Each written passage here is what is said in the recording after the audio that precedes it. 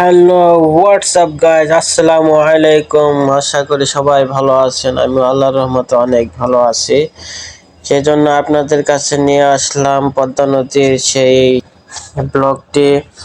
আপনাদেরকে বলেছিলাম দ্বিতীয় পার্ট নিয়ে আসবো, এই জন্য আবারও আমি চলে আসলাম নতুন একটি ব্লগ নিয়ে।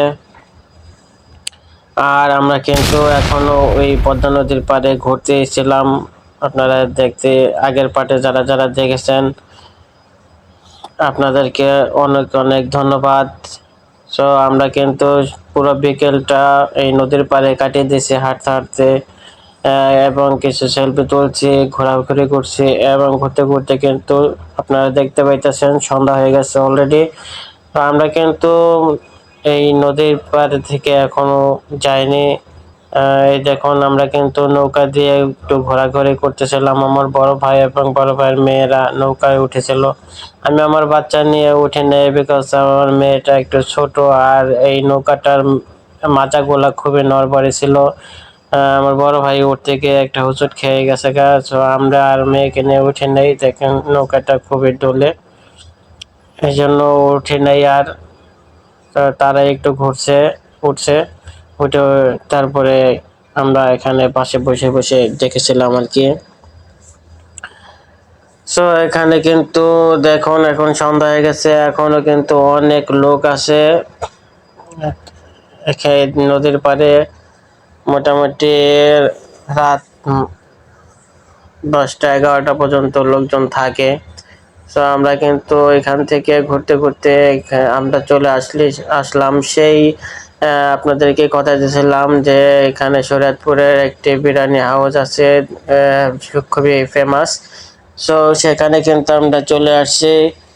আমরা অবশ্যই এখানে একটু স্কেপ করে দিয়েছি, কারণ আমরা আমাদের একটা ভ্যান নিয়ে আসতে হয়েছে। এখান থেকে বেশি একটা দূরত্ব না, তারপরও আমরা একটা ভ্যান নিয়ে চলে আসছি, কারণ হচ্ছে আমাদের সাথে অনেক বাচ্চারা আছে, দেখতে পাচ্ছেন। সব বাচ্চা নিয়ে হাঁটাটা একটু টাফ, এই জন্য আমরা ভ্যান নিয়ে তাড়াতাড়ি চলে আসছি। আর আমরা কিন্তু এসে একদম সরাসরি নামছি।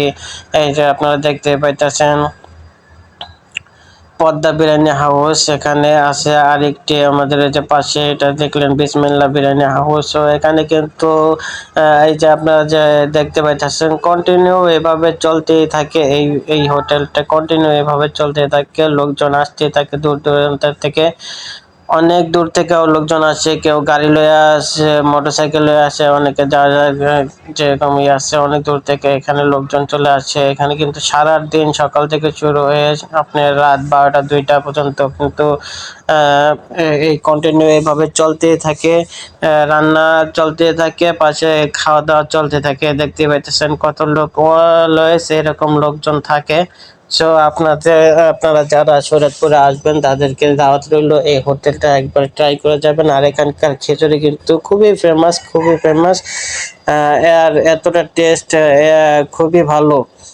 আর এখানে বিরিয়ানিটাও কিন্তু খুবই রিজনেবল প্রাইসের মধ্যেই পাওয়া যায়। তো আপনারা যারা আসবেন অবশ্যই বিরিয়ানিটা ট্রাই করে যাবেন। এখানে আমিও একটু ভিডিও করতেছিলাম, কারণ আমাকে ভিডিও করার মতো কেউ নাই, আমি সব ভিডিও করতেছিলাম, এই জন্য আমি নিজে নিজে একটি সেলফি লইতেছিলাম। সো এখানে দেখুন আমাদের সামনে কিন্তু অলরেডি খাবার চলে আসছে, আর আমরা কিন্তু খাবারও স্টার্ট করে দিয়েছি। সো এই যে আমার মেয়ে খাবে, ওকে আবার একটু গরম আছে খিচুড়িটা, বলছি একটু পরে খাও। সো এখানে এখানে যে আমার ছোট বাবু নিয়ে খাইতেছে। সো যারা যারা ভিডিওটি দেখেছেন তাদেরকে অসংখ্য ধন্যবাদ, এবং আমাদের কিন্তু খাওয়া দাওয়া অলরেডি শেষ এবং বিল পে করে আমরা চলে যাব।